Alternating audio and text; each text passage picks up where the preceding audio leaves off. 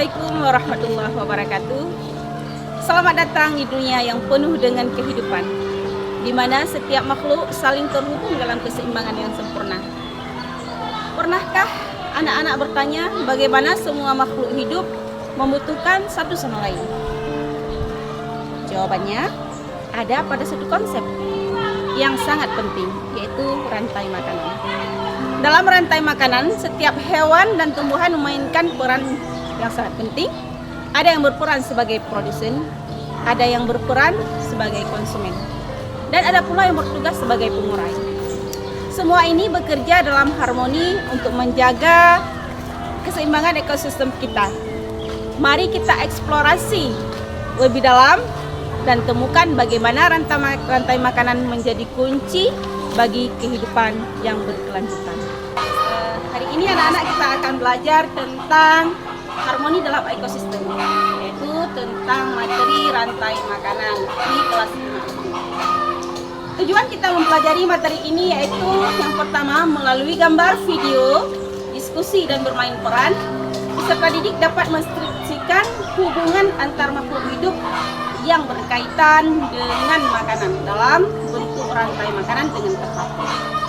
Dan yang kedua yaitu melalui gambar, video, diskusi dan bermain peran, peserta didik dapat mengidentifikasikan peran makhluk hidup pada rantai makanan dengan benar. Pengertian rantai makanan. Rantai makanan adalah suatu proses perpindahan energi dari satu makhluk hidup ke makhluk hidup lainnya melalui proses makan dan dimakan.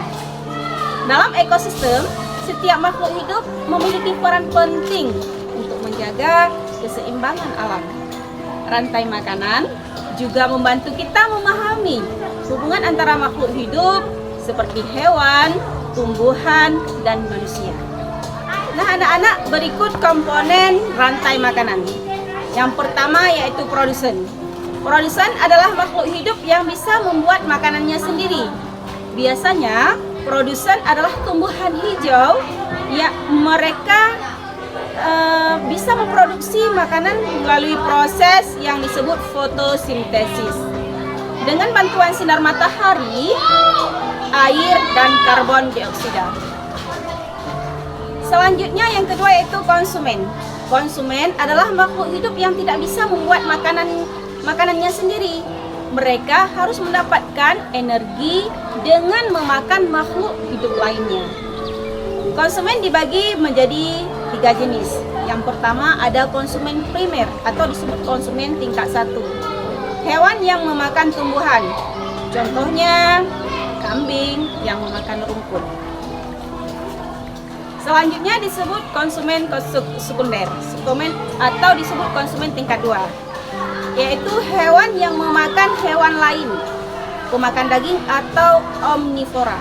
Contohnya ular yang memakan tikus. Dan selanjutnya yaitu konsumen tingkat tinggi atau disebut dengan konsumen puncak. Hewan ini yaitu pemangsa yang berada di puncak rantai makanan. Contohnya elang yang memakan ular. Selanjutnya yang ketiga yaitu pengurai.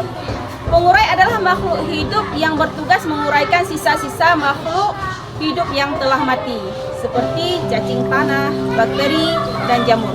Mereka mengubah sisa-sisa makhluk menjadi nutrisi dan kembali ke tanah, sehingga dapat digunakan oleh tumbuhan. Nah, anak-anak coba perhatikan, ini contoh rantai makanan.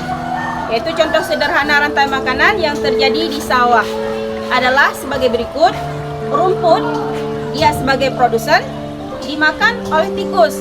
Yaitu tikus ini disebut dengan konsumen tingkat 1. Selanjutnya, tikus ini dimakan oleh ular.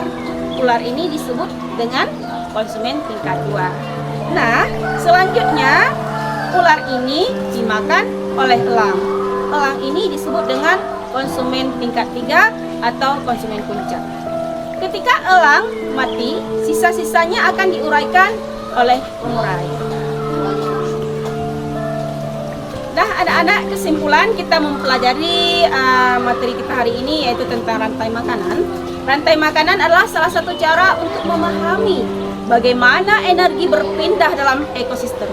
Setiap makhluk hidup memiliki peran yang penting sehingga salah satu komponen rantai makanan hilang atau berkurang, maka keseimbangan ekosistem bisa terganggu. Dengan memahami rantai makanan, kita bisa lebih sadar tentang pentingnya menjaga lingkungan dan ekosistem di sekitar kita. Baik anak-anak, untuk selanjutnya silahkan anak-anak mengerjakan tugas di buku masing-masing dan Assalamualaikum warahmatullahi wabarakatuh.